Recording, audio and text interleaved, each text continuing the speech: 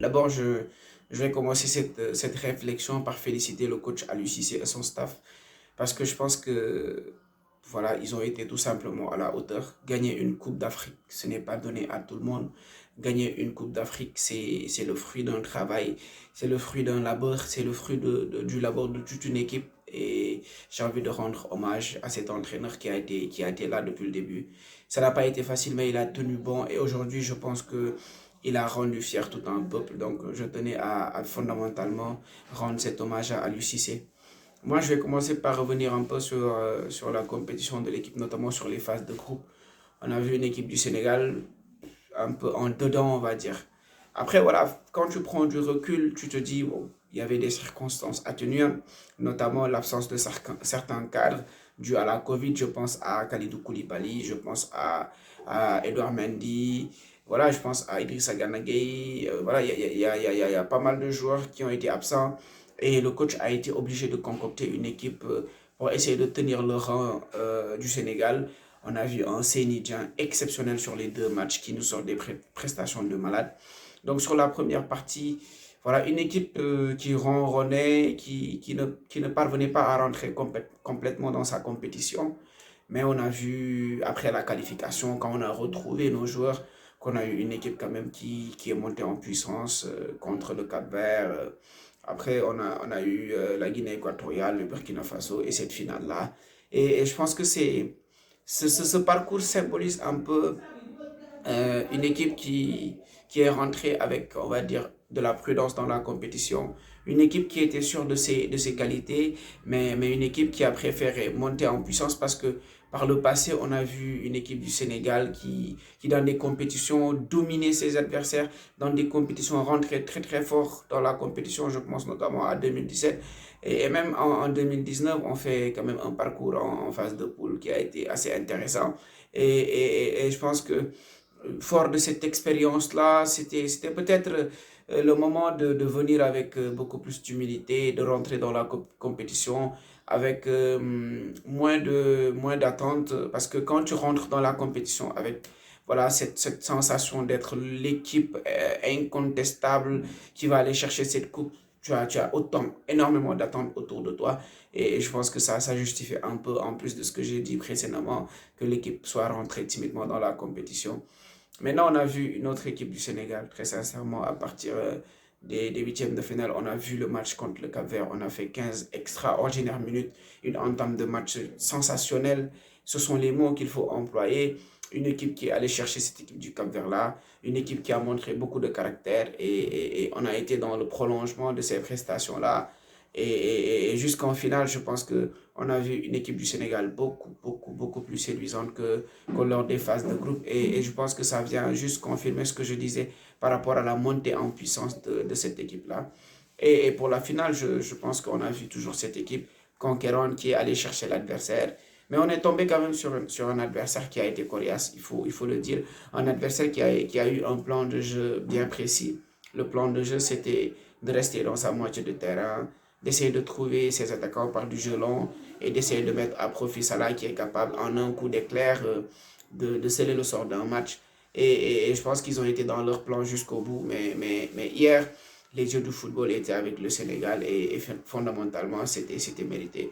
Le Sénégal remporte ce trophée-là. Maintenant, si on veut parler un peu de ce qui a fonctionné, moi, je pense que déjà la défense, la charnière centrale, Kalidou Koulibaly, Abdou Diallo, pour moi, c'est une réussite exceptionnelle. Pour moi, c'est deux joueurs fondamentalement, peut-être qu'on n'attendait pas à ce niveau. Je ne parle pas des qualités intrinsèques des garçons, ce sont des joueurs exceptionnels. Mais je parle de la complémentarité de l'association, notamment sur les phases de groupe, de qualification, autant pour moi. On a vu par moments une association qui n'était pas totalement on va dire, sereine, des joueurs qui ont montré du flottement par moment. Et c'était normal que les Sénégalais aient des doutes, parce qu'avant la compétition, moi j'ai essayé de rappeler un peu l'association Koulibaly Karambo, quand même qui a été exceptionnelle, mais je pense qu'aujourd'hui l'association Koulibaly Diallo nous fait totalement oublier cette association Kara Koulibaly parce qu'aujourd'hui ils ont tenu le rang et le Sénégal n'a encaissé que 2 buts sur 7 matchs. Je pense que c'est une performance XXL Et fondamentalement, aujourd'hui, on peut capitaliser sur cette charnière-là pour les compétitions à venir. Mais l'autre satisfaction pour moi, ce sont nos latéraux. Mais fondamentalement, Salou 6 qui a été exceptionnel, exceptionnel. Compétition exceptionnelle de Salou 6. Et je pense que voilà, on découvre un joueur incroyable dans cette compétition, dans sa capacité notamment à combiner avec Sadio Mané, dans sa capacité à offrir des solutions sur le couloir gauche. Et je pense fondamentalement que c'est un joueur aujourd'hui qui a donné énormément de satisfaction. Et j'ose espérer que cette compétition va lui permettre d'avoir un dernier bon contrat pour terminer sa carrière en beauté. Et on espère vraiment voir ce joueur-là dans un club peut-être voilà, qui va lui permettre de s'exprimer encore pour 1, 2, 3 années pour que, voilà, parce qu'il est en fin de carrière. Mais Bounassar aussi qui a fait une compétition assez intéressante. Il n'a pas été tout le temps bon, mais surtout pour moi, lors des phases de groupe où l'équipe était en dedans, c'était le joueur qui était là, qui apportait le danger. Et Alhamdulillah, je pense qu'aujourd'hui, lui aussi, il fait une assez bonne compétition.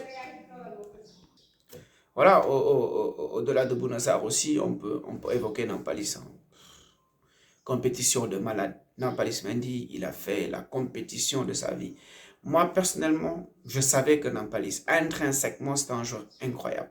Il y avait des doutes sur sa capacité à répéter les efforts parce qu'il faut le rappeler, c'est un joueur fondamentalement qui n'a pas de compétition. Mais intrinsèquement, on savait que c'était un excellent joueur. Et moi, aujourd'hui, quand je vois sa canne, je ne suis pas surpris. Parce que moi, j'ai tellement parlé de Nampalis, je me suis dit, mais à un moment donné, il ne joue pas, il n'a pas de compétition, mais c'est notre meilleur joueur, notamment dans le registre où il est devant la défense, pour être ce porteur d'eau-là, être celui qui va nous permettre de ressortir proprement, être ce pourvoyeur de ballon pour les joueurs plus haut sur le terrain. Moi, j'ai toujours cru à ce joueur. Et aujourd'hui, le voir arriver à ce niveau, atteindre ce niveau-là, pour moi, c'est juste incroyable. Donc, Nampalis, grosse compétition, gros tournoi. Et j'ose espérer qu'il va avoir une belle équipe. Parce que Nampalis, c'est un joueur incroyable. Incroyable. Et voilà, aujourd'hui, Sadio Mané, on n'est pas surpris. Sadio Mané, c'est ce qui se fait de mieux dans le football. Un joueur incroyable. Il a porté son équipe du début à la fin. Il a été là. Je pense que sans Sadio Mané, cette équipe du Sénégal-là aurait atteint difficilement ce palier-là et aurait même gagné difficilement. Sadio, c'est le joueur, the man, le joueur qui symbolise le talent, qui symbolise la persévérance, qui symbolise l'incroyable humilité du Sénégalais. Sadio Mané, tournoi exceptionnel. Bamba Dieng, encore Bamba, révélation européenne du côté de l'Olympique de Marseille. Bamba qui vient, qui assume la responsabilité d'être un super sub. Bamba qui vient avec une personnalité incroyable. Bamba vient bluffer. On lui souhaite voilà, de faire une carrière incroyable parce que Bamba, c'est le talent, c'est la personnalité. Moi, j'aime l'appeler le Kylian Mbappé sénégalais parce que dans le parcours, parce que dans le discours, parce que dans la personnalité, il me rappelle énormément le crack de Bondy et on espère qu'il fera une carrière incroyable. Ismaël Assar, qui s'est battu pour revenir et qui a été incroyable lui aussi. Il a joué 3 matchs, il me semble, mais il a été là, il a apporté énormément à cette équipe-là. Et vraiment, je pense que voilà, il a montré qu'il aime ce pays. Gros respect à ce joueur.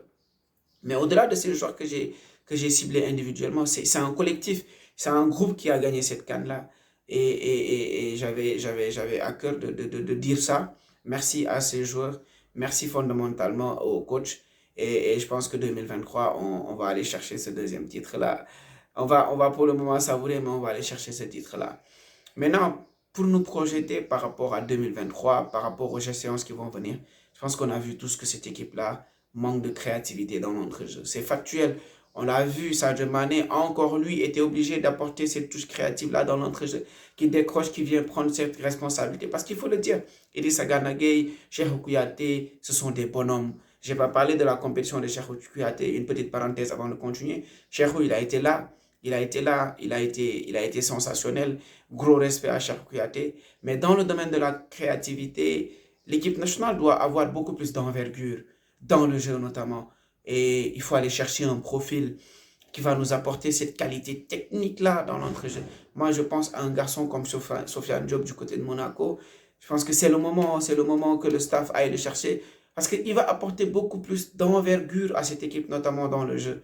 Responsabiliser aussi Pape Matar Sarr, C'est le moment, c'est un joueur qui a cette qualité d'être dans l'interligne, milieu-attaque, d'apporter cette créativité-là. Donc, je pense que c'est un domaine dans lequel on doit encore progresser, aller chercher des joueurs comme Sofiane, responsabiliser Pape Matar, parce que le Sénégal n'a rien montré d'exceptionnel. On a un potentiel, mais je vous dis, si on parvient à apporter ce génie-là dans le cœur du jeu, je pense qu'on va avoir une équipe spectaculaire, je vous dis, spectaculaire. Et je pense que le coach, il l'a compris, le staff, ils l'ont compris.